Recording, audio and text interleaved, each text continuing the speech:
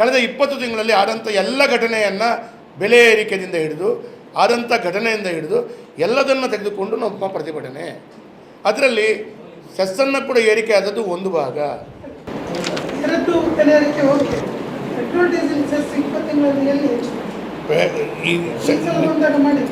ನೀವು ಹಾಗೆ ಹೇಳಿದರೆ ನಾನು ಎಲ್ಲ ವಾಪಸ್ ಬಿಡಿಸಿ ಹೇಳಬೇಕಾಗತ್ತೆ. ಹೇಳ್ತೀನಿ. ಹಾಂ ಅಲ್ಲ ರೀ, ಸೆಸ್ಸುಗಳು ಯಾವುದಕ್ಕೆಲ್ಲ ಏರಿಕೆ ಮಾಡಲಿಕ್ಕೆ ಉಂಟು? ಹಾಂ ಯಾವುದು ಏನು ಹಾಗೆಲ್ಲ ಹೇಳಬೇಡಿ ಸರ್. ನೀವು ಎಲ್ಲವೂ ರಾಜ್ಯ ಸರ್ಕಾರ ಕೇಂದ್ರ ಸರ್ಕಾರ ನೀವು ಇದು ಏನಾಗಿದೆ ಅಂತ ಹೇಳಿದರೆ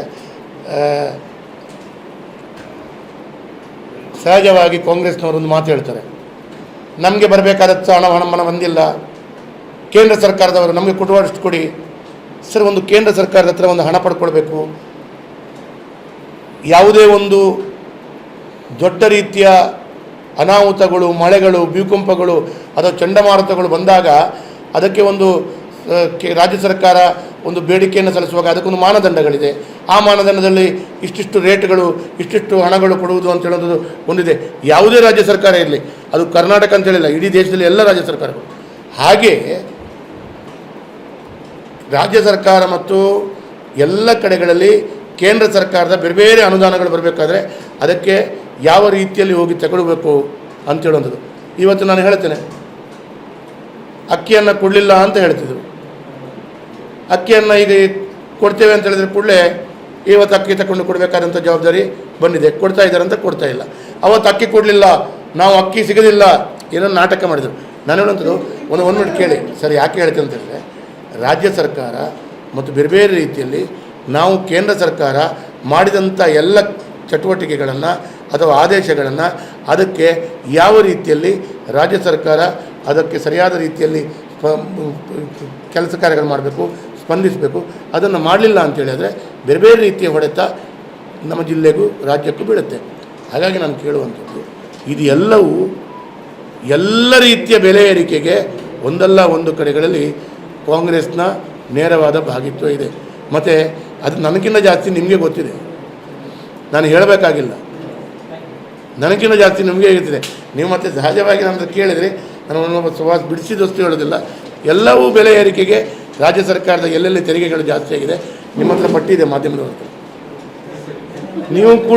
ನೀವು ಕೂಡ ಇದರಲ್ಲಿ ಏನು ಫಲಾನುಭವಿಗಳು ಕಷ್ಟವನ್ನು ತೊಂದರೆಯನ್ನು ಬೆಲೆ ಏರಿಕೆಯನ್ನು ಅನುಭವಿಸ್ತಾರೆ, ಸಂತ್ರಸ್ತರ ಫಲಾನುಭವಿಗಳು. ಏಪ್ರಿಲ್ 9ರಂದು ಮಧ್ಯಾಹ್ನ 3 ಗಂಟೆಗೆ ಸರಿಯಾಗಿ ಮಂಗಳೂರಿನ ಅಂಬೇಡ್ಕರ್ ಸರ್ಕಲ್ನಿಂದ ಕ್ಲಾಕ್ ಟವರ್ ಮಿನಿ ವಿಧಾನಸೌಧ ತನಕ ಈ ಯಾತ್ರೆ ಬೃಹತ್ ಪಾದಯಾತ್ರೆ ಮುಖಾಂತರ ನಡೆದು ತದನಂತರ ಅಲ್ಲಿ ಬೃಹತ್ ಪ್ರತಿಭಟನಾ ಸಭೆ ನಡೆಯಲಿಕ್ಕಿದೆ.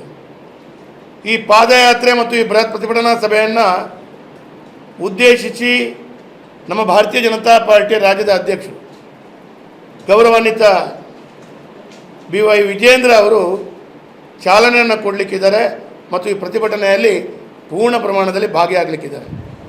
ಇದೇ ರೀತಿ ಈ ಪ್ರತಿಭಟನೆಯಲ್ಲಿ ವಿಧಾನಸಭೆಯ ವಿರೋಧ ಪಕ್ಷದ ನಾಯಕರಾಗಿರುವಂಥ R. ಅಶೋಕ್ ಅವರು, ವಿಧಾನ ಪರಿಷತ್ನ ವಿರೋಧ ಪಕ್ಷದ ನಾಯಕರಾಗಿರುವಂಥ ಛಲವಾದಿ ನಾರಾಯಣಸ್ವಾಮಿಗಳು, ಅದೇ ರೀತಿ ಈ ಹಿಂದೆ ಉಪಮುಖ್ಯಮಂತ್ರಿಗಳಾಗಿ ಸೇವೆಯನ್ನು ಸಲ್ಲಿಸಿದಂಥ ಅಶ್ವಥ್ ನಾರಾಯಣ ಅವರು, ಗೌರವಾನ್ವಿತ ಭಾರತೀಯ ಜನತಾ ಪಾರ್ಟಿ ನಾಯಕರಾಗಿರುವಂಥ CT ರವಿ ಅವರು, ನಳಿನ್ ಕುಮಾರ್ ಕಟೀಲ್ ಅವರು ಮತ್ತು ಪ್ರಸ್ತುತ ನಮ್ಮ ಜಿಲ್ಲೆಯ ಸಂಸದರಾಗಿಂಥ ಬ್ರಿಜೇಶ್ ಚೌಟ ಅವರು, ಇಂಥ ಪ್ರಮುಖರು ಎಲ್ಲರೂ ಈ ಪ್ರತಿಭಟನಾ ಸಭೆಯಲ್ಲಿ ಪಾಲ್ಗೊಳ್ಳಲಿದ್ದಾರೆ.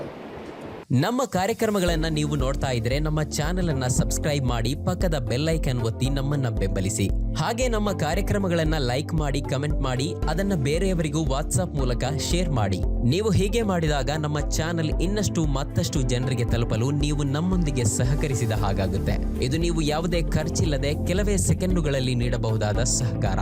ಧನ್ಯವಾದಗಳು.